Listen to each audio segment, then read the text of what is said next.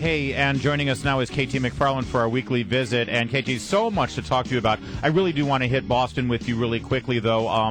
Given your national security credentials and your background, you've seen a lot of these things from places of power. I wonder what your reflections are on what happened in Boston and whether any of the indications that you're seeing from the device and to the way that it was deployed, whether that rings to you familiar with any other attacks you've seen. Well, we're going to find out eventually who did it, and I think that to try to assign blame, it's right-wing extremists, it's Weather Underground, it's Al-Qaeda, time will tell. But I do think what struck me about it is that it took so long for this to happen. I mean, I've thought for the last several years that we are going to see a lot more attacks like this, small-scale attacks against soft civilian targets, as long as terrorists of all stripes decide they don't mind killing innocent women and children, then you're going to see more and more of it. Why? Because we've sort of shut down other places that terrorists might lurk. It's hard to do it on airplanes. It's hard to get in airports. It's hard to, almost impossible to get onto a military base. So what's left? Women and children.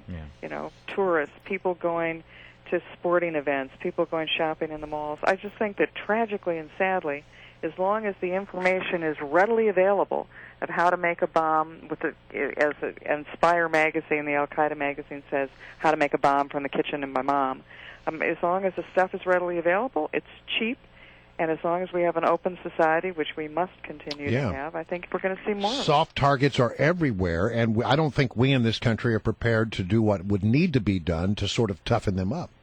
No, and if you look at other countries where soft targets are the norm, look at Great Britain.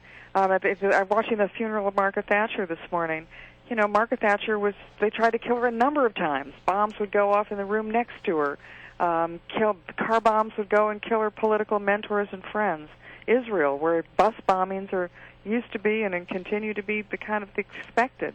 We may now be entering that period in the United States. KT McFarland, thank you so much for mentioning the funeral of Margaret Thatcher. You gave us such a warm story last week about your memories of Lady Thatcher, and now here we are at the funeral. And were you as shocked as many of us were that the Obama administration has pretty much snubbed this very important historical event? You know something? It goes way beyond shocked. I'm angry and I'm ashamed. President Obama looks small and cheap, and the inability to transcend politics even in someone's death. He may not have liked her policies, and he may not have thought she did the right thing for Britain. That's up to debate.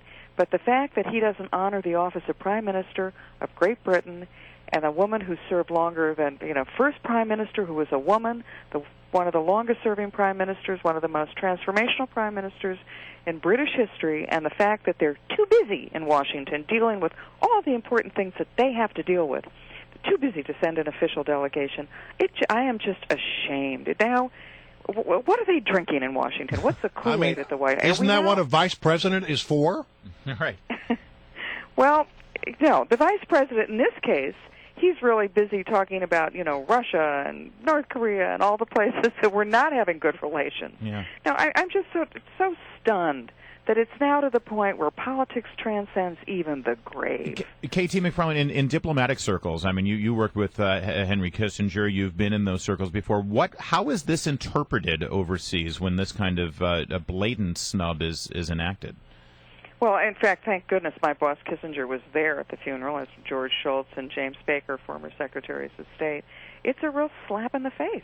It's obvious. This is nothing subtle. Nobody believes. This is like the girl who says to the guy she doesn't want to go out with in high school, "Ooh, I can't go out Saturday night. I got to wash my hair." This is, everybody understands what this is. This is a big snub. What? That's an excuse? I didn't. Yeah, I hear that all the time. Yeah, KT, what are you saying? I thought they were in fact, KT, didn't you say that to me a few weeks ago? Dream on, guys. Dream on.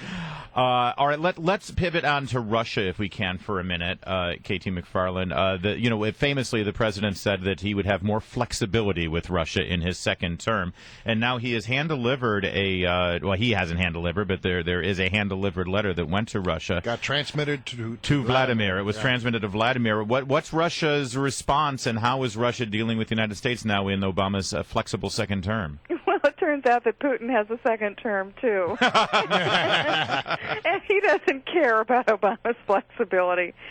Look, he basically, the National Security Advisor delivered a letter to Putin saying, let's make up and have good relations, let's reset the reset. And the Russians said, forget about it. If you don't get your Congress under control, we'd have nothing to talk about. And anyway, that missile defense system that you canceled because you were worried about us getting angry, we don't even care about it anymore. I mean, talk about a snub and a symbol. The Russians have basically, snuffed him.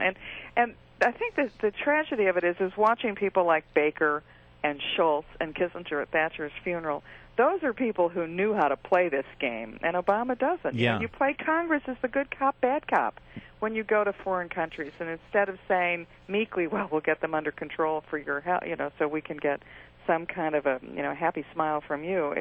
They just don't understand how to do it. KT McFarland, thanks so much for joining us. It's always good to hear from you, and we look forward to talking to you again next week.